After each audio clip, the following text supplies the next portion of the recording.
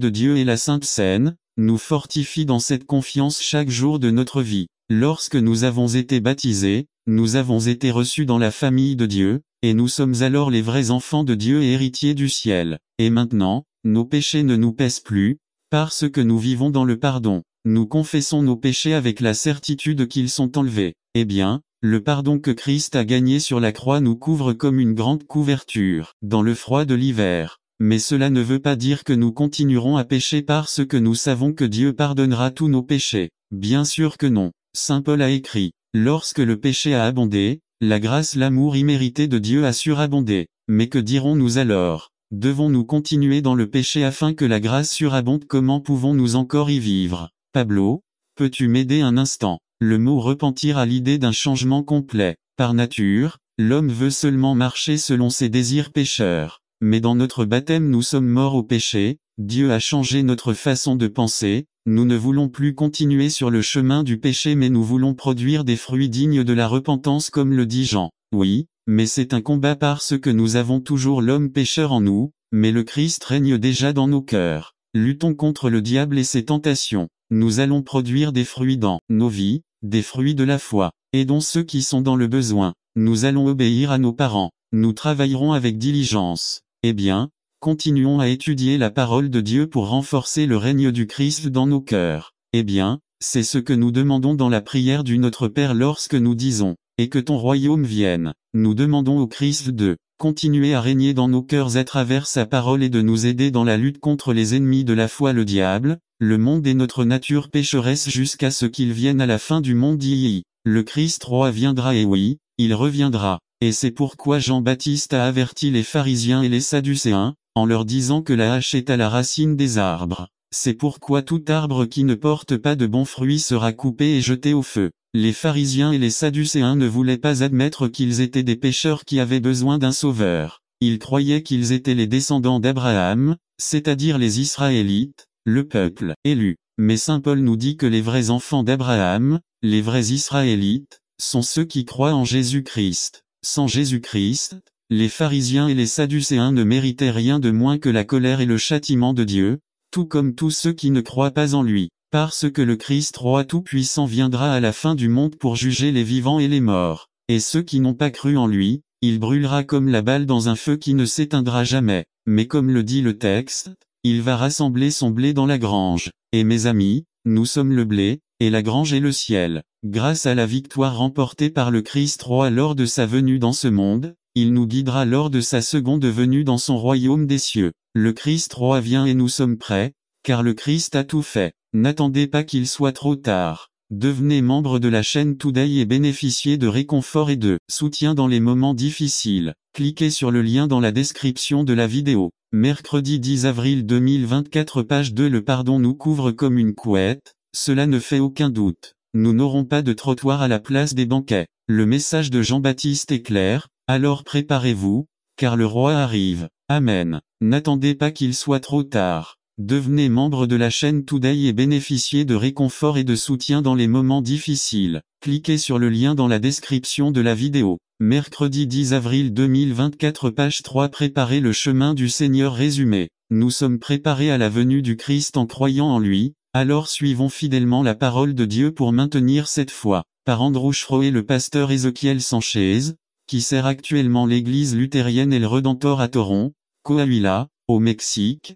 est originaire d'une petite ville du nord du pays appelée Nueva Rosita. Eh bien, il y a quelques années, le pasteur Sanchez m'a raconté quelque chose qui s'était passé dans sa ville natale il y a de nombreuses années. Il semble qu'une fois le président du Mexique ait décidé de passer par le nord du pays, visitant plusieurs villes et villages. Totalement, j'allais visiter la ville du pasteur Sanchez, Nueva Rosita. Ensuite, les assistants du président ont envoyé un télégramme à la population les informant des préparatifs à faire pour la visite du président. La dernière ligne du télégramme se lisait ainsi, et qu'il prépare des banquets. Mais l'écriture manuscrite du télégramme n'était pas correcte à cause du manque d'encre et on aurait dit qu'elle disait « et préparez les selles ». Et comme Nueva Rosita n'avait pas un seul trottoir dans toute la ville, ils ont commencé à construire des trottoirs partout pour préparer la visite du président. Mais quand le président est arrivé, était-il prêt? Eh bien non, n'est-ce pas? Et, parce que, parce qu'ils avaient construit des trottoirs au lieu de préparer des banquets parce qu'ils n'avaient pas compris le message qui précédait leur visite. Mes frères, nous sommes dans la période de l'année ecclésiale appelée l'Avent,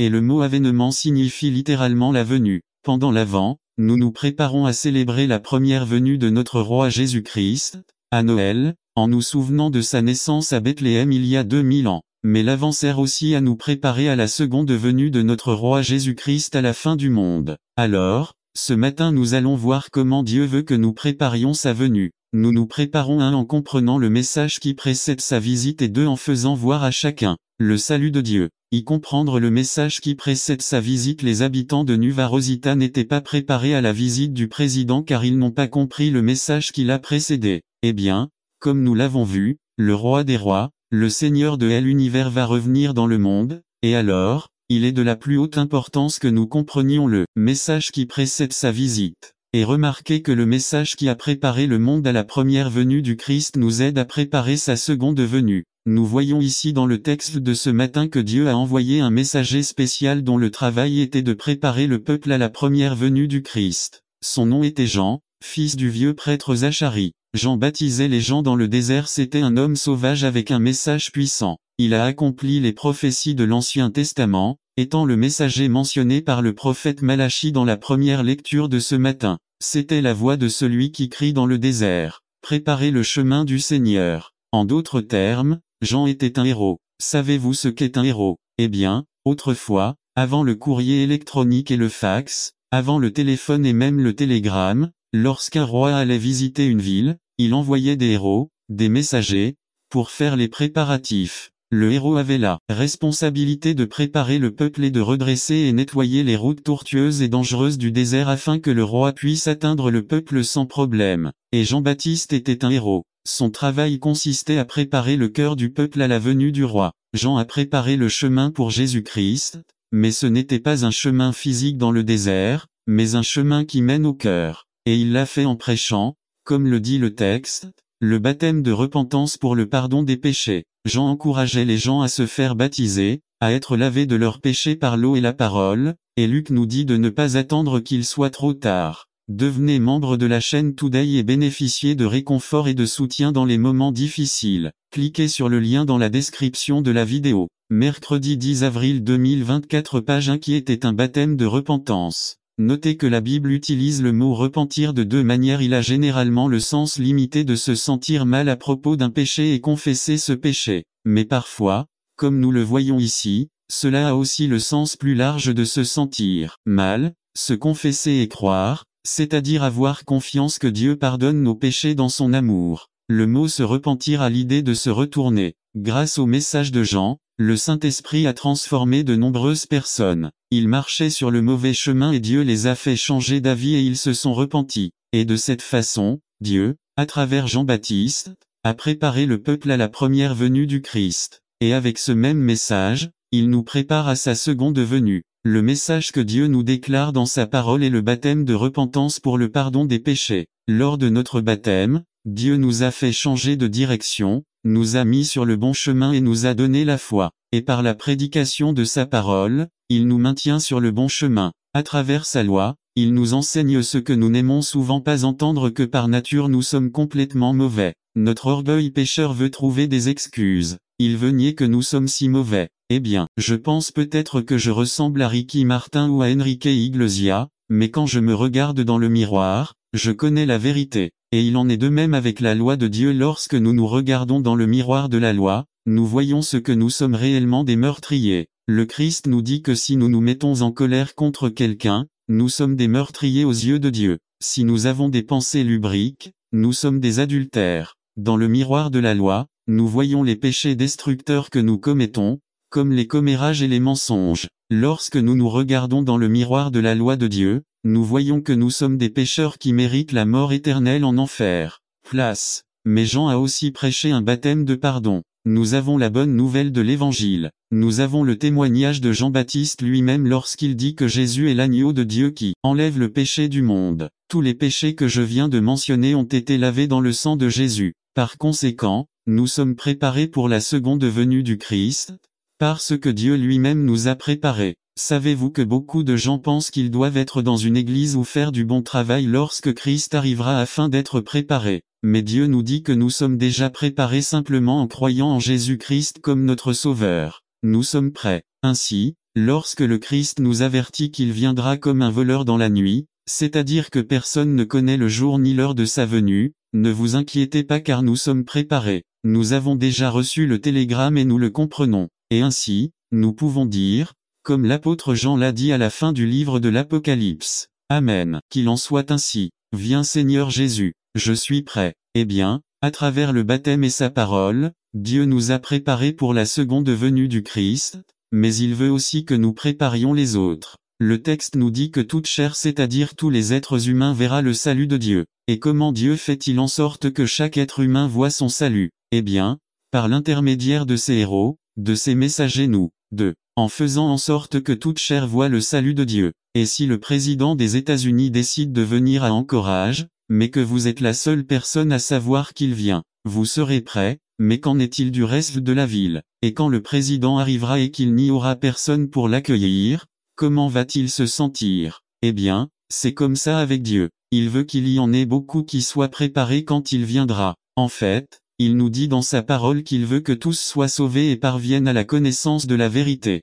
Donc ce dont nous avons besoin, c'est de plus de pasteurs, n'est-ce pas, comme Jean-Baptiste pour aller prêcher au peuple? Eh bien, je leur dis oui, mais non. Nous avons toujours besoin de plus de bergers, mais beaucoup oublient qu'être le héros du roi n'est pas seulement le travail du berger. Jésus commande à chacun de nous de ne pas attendre qu'il soit trop tard. Devenez membre de la chaîne Today et bénéficiez de réconfort et de soutien dans les moments difficiles. Cliquez sur le lien dans la description de la vidéo. Mercredi 10 avril 2024, page 2. Nous. Allez et faites de toutes les nations des disciples. Et quel privilège, quand nous voyons le cadeau de Noël que Dieu nous a fait, qu'il a envoyé son Fils unique mourir pour nous. Lorsque nous verrons le salut que nous avons en lui, nous voudrons naturellement partager cet amour avec les autres. Eh bien, si vous découvrez qu'une banque ici à Anchorage donnera $1 million à quiconque se présente dans l'une de ses succursales, eh bien, d'abord, vous allez récupérer votre $1 million, mais ensuite, que faites-vous? Vous appellerez votre famille, vos amis, vos voisins, et, tu sais qu'ils donnent $1 million à la banque. Mes frères, Dieu est prêt à faire un cadeau qui vaut bien plus qu'$1 million, alors disons-le aux autres. Et il existe de nombreuses occasions de servir de messager du roi. Chacun de nous a des membres de sa famille, des amis, des voisins qui ne croient pas que Jésus-Christ est son sauveur et sont donc destinés à l'enfer. Eh bien, combien de vos collègues ne savent toujours pas que vous êtes chrétien? Eh bien, je sais que ce n'est pas facile. Il est difficile de savoir quoi dire. Vous ne voulez pas que quiconque pense que vous êtes bizarre, stupide ou que vous faites partie de ces chrétiens fanatiques. Mais notre Seigneur nous a appelés à être ses héros, et remarquez qu'il promet toujours de faire la partie la plus difficile. Dieu veut que nous partagions le message du salut avec les autres et il fera le reste. Nous n'avons besoin de convaincre personne de quoi que ce soit, car les résultats sont entre leurs mains, et il nous promet même qu'il sera avec nous et nous aidera par sa parole. Alors, frères, puissions-nous bien comprendre le message que Dieu nous a donné ici dans sa parole, afin que nous soyons préparés à la seconde venue du Christ. Eh bien, nous ne voulons pas ressembler aux gens du pasteur Sanché, n'est-ce pas, qu'il n'a pas compris le message, et puissions-nous également continuer à nous préparer à sa venue en étudiant la parole ici, dans l'église et à la maison, et aussi que nous partagions ce message avec les autres. Puissiez-vous être les héros du Seigneur, puissiez-vous être la voix qui crie en Alaska, préparez le chemin du Seigneur. Amen. N'attendez pas qu'il soit trop tard. Devenez membre de la chaîne Today et bénéficiez de réconfort et de soutien dans les moments difficiles. Cliquez sur le lien dans la description de la vidéo. Mercredi 10 avril 2024, page 3. La dette est annulée. Résumé. Grâce à la vie parfaite et à la mort innocente de Jésus-Christ, nous sommes libérés de la responsabilité du péché. Par Andrew Schroe. C'est fini. Les dernières paroles de notre Seigneur Jésus-Christ avant de rendre son esprit. C'est fini. Eh bien, nous n'utilisons pas beaucoup ces mots de nos jours, n'est-ce pas? Peut-être qu'on parle d'un mariage consommé, mais bon, c'est autre chose. Non, non, ici, quand le Christ dit c'est fini, il nous annonce quelque chose de très important. En grec, la langue originale du Nouveau Testament, cette expression n'est rien d'autre qu'un mot, et c'est le mot qui était utilisé dans les comptes dettes lorsqu'il était payé. Le Christ, avec son dernier souffle, nous a annoncé la victoire que nous avons. C'est fini, tout est payé, la dette de leur péché est annulée. Eh bien, aujourd'hui, dans notre méditation, nous allons parler de ces paroles consolantes du Christ et nous allons voir comment il a payé la dette de nos péchés. 1. Qu'il l'a payé avec sa vie et 2. Qu'il l'a payé avec sa vie la mort. Et il l'a payé de sa vie. Quand ma facture de carte de crédit arrive chaque mois, je deviens un peu nerveux. Comment accumulons-nous autant de dettes? Je veux savoir exactement d'où viennent les accusations. Ensuite, j'examine le reçu, vérifiant chaque dépense pour voir où est passé notre argent. Eh bien, en ce vendredi saint, alors que nous nous souvenons de la manière dont le Christ a payé notre dette, je pense qu'il vaut la peine de vérifier notre reçu pour nous rappeler d'où vient notre dette. Voyons, nous l'héritons en partie de nos parents, c'est-à-dire que nous sommes nés avec le péché originel. Comme le dit le psalmiste, dès le moment de la conception, nous sommes pécheurs. Mais avant de blâmer nos parents pour la dette que nous avons, voyons quels frais nous avons ajoutés à ce reçu. Ce mois-ci, j'ai menti à plusieurs reprises. J'ai déshonoré le gouvernement, le représentant de Dieu. J'ai été paresseux, j'ai bavardé, j'ai eu des pensées lubriques. Eh bien, après 26 ans dans ce monde, j'ai accumulé une dette assez importante. Et maintenant, je demande à chacun de vous, que dit votre reçu? Eh bien, la Bible nous dit très clairement ce que nous devons, quelle est l'ampleur de notre dette. Le salaire du péché est la mort. Et il ne parle pas seulement de la mort physique, mais de la mort éternelle en enfer. Quand nous commençons à penser que nos péchés ne sont pas si grands, que ce sont de pieux mensonges, des paroles légères, que nous n'avons tué personne ni fait de si mauvaises choses, regardons la croix, car c'est là que nous voyons le prix de nos péchés. Mais la vérité est que Christ a commencé à payer pour nos péchés bien avant d'être cloué sur la croix, parce qu'il est né et a vécu comme notre substitut sous la loi. Il a mené une vie parfaite que, comme nous l'avons vu, nous ne menons pas. Eh bien, nous avons vu il y a quelques semaines comment toute la loi de Dieu est résumée. Souviens-toi, avec un seul mot: amour. Et Christ a montré un amour parfait jusqu'au bout. Quand les soldats lui ont cloué les mains et les pieds dans le bois, qu'a-t-il dit? Père, pardonne-leur car ils ne savent pas ce qu'ils font. Et lorsque le voleur lui a demandé de se souvenir de lui lorsqu'il entrerait dans son paradis, le Christ dans son amour lui a donné l'espérance bénie que ce même jour, il serait avec lui au paradis. Et ici, dans le texte de cet après-midi, nous voyons que jusqu'au bout, il a honoré et aimé sa chère mère Marie,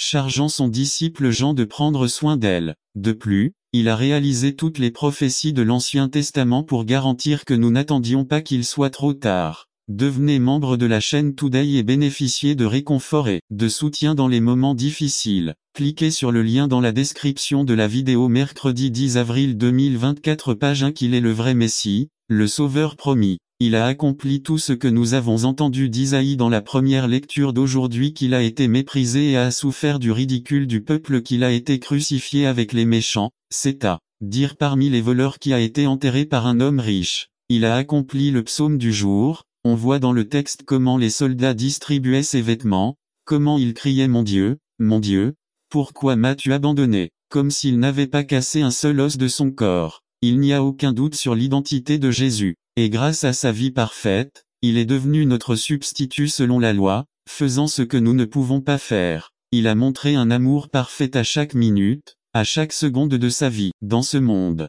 Et avec sa mort, il nous enseigne ce qu'est le véritable amour, car avec sa mort il a payé la dette de nos péchés. 2. Il l'a payé de sa mort. J'ai une question. Qui ici aime les films d'horreur, comme chez Freddy ou Jason, ou peut-être quelque chose comme Scream? Eh bien, une chose qui est constante dans tous ces films est la violence. N'est-ce pas qu'il y a beaucoup de morts et beaucoup de sang, jusqu'à ce que beaucoup de ceux qui les voient deviennent immunisés contre la violence. Ils ne sont pas du tout affectés par le sang ou les cris. Remarquez qu'il en était plus ou moins ainsi pour les Juifs de l'Ancien Testament. Ils offraient des sacrifices chaque jour dans le temple. La partie devant le temple où l'on effectuait les sacrifices était toujours pleine de sang et sentait la mort, car Dieu avait ordonné des sacrifices continus pour rappeler aux gens le coût de leurs péchés, comme une illustration frappante du fait que le salaire du péché, c'est la mort, c'est-à-dire qu'il est nécessaire de verser le sang pour ôter le péché. Mais comme ceux qui regardent des films d'horreur, les Juifs ont cessé d'être émus par les sacrifices et les ont accomplis sans réfléchir à leur signification.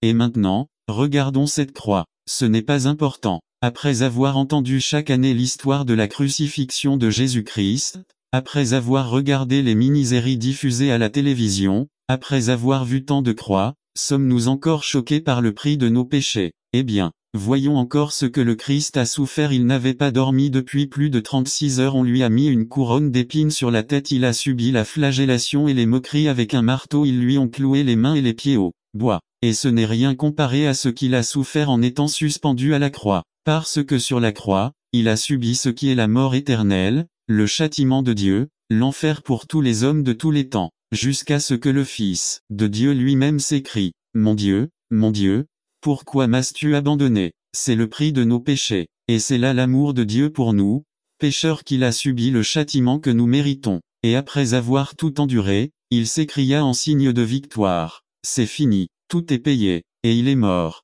Nous avons entendu cette histoire 1000 fois. Est-ce que cela a cessé de nous impacter? C'était ma dette que Christ a payée sur cette croix et c'était la vôtre. Eh bien, comment réagiriez-vous si quelqu'un remboursait toutes vos dettes de carte de crédit pour le reste de votre vie? Vous seriez très reconnaissant, n'est-ce pas? Eh bien, combien de plus Christ a-t-il payé? Il a pris la dette de nos péchés et l'a scellée dans du sang annulé. Ainsi, alors que nous voyons cette croix, alors que nous voyons le coût de nos péchés et l'amour ineffable de Dieu, puissions-nous le remercier par nos vies, en montrant de l'amour au lieu de la colère, avec des paroles dignes des enfants de Dieu au lieu des commérages et des malédictions, être diligents et travailleurs pour la gloire de Dieu. Et plus que tout, puissions-nous être témoins de cet amour de Dieu. Partageons avec les autres ce que signifient pour eux les mots « c'est fini », parce que nombreux sont ceux qui ne le savent pas. Nombreux sont ceux qui ont cessé de voir l'importance de la mort du Christ pour eux. Invitons-les à l'adoration. Parlons-leur de l'amour de Dieu,